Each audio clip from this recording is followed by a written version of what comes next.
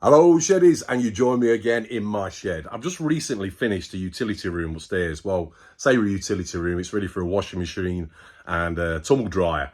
But we wanted like a worktop, like a rustic look worktop. So I was going to make it out of scaffolding boards, like used ones, to give it that rustic look, nice patina. But I was looking online the other day, I went on Gumtree and someone had made a tabletop out of old scaffolding boards. Slightly bigger than I needed it, so I bought that and it cost me 20 quid. Nice finish on it, you'll see it in the video. I've done this utility room. I don't want to go into too much detail of what I did in there, but it was put new electrics in there, plumbing, etc., plasterboard, that sort of thing. But I thought I'd just show you this work surface. So here we go.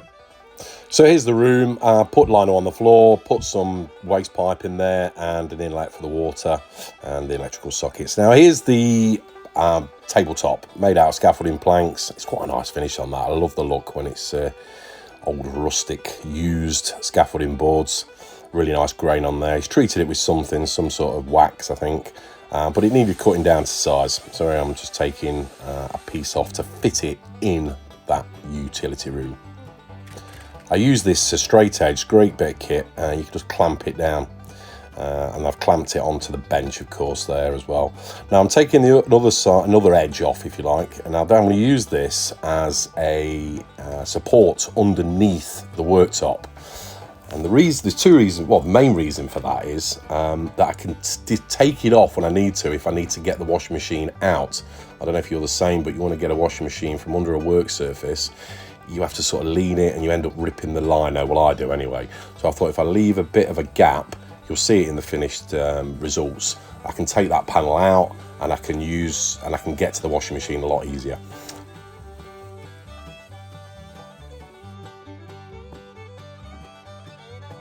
And also it supports the worktop as well. So here we go, this is the strip that I'm going to use.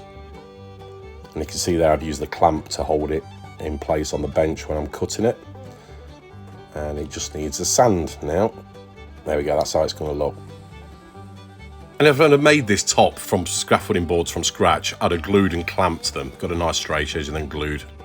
And now just sanding off the edges where I've cut. Gives it a nicer finish. So I've just drawn a line there with the spirit level, just to get it level before I start.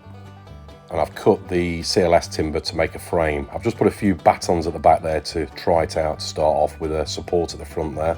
With a clamp just to see if it fits okay, and then I finished off putting the CLS battens around there using screws, raw plugs, and I used some liquid nails as well.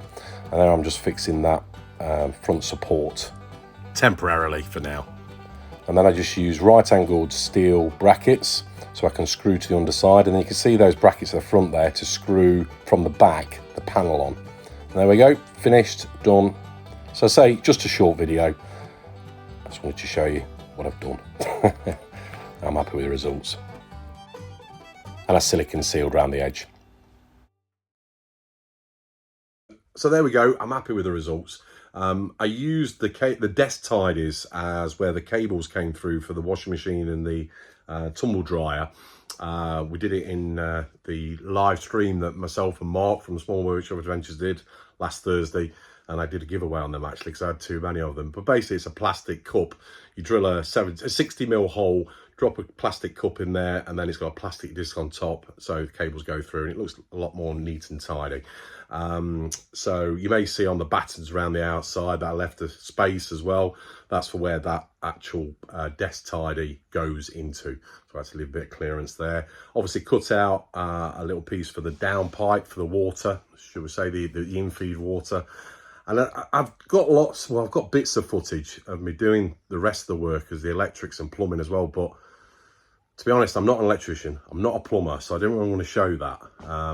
But I may do like a bit of a montage at some point when I've finished the entire house, I think. But anyway, talking about our live stream, we've got another one this Thursday. What date are we? Oh, don't know the dates. This Thursday, 7 p.m. It's on my channel. Shed Space is what we've called it now.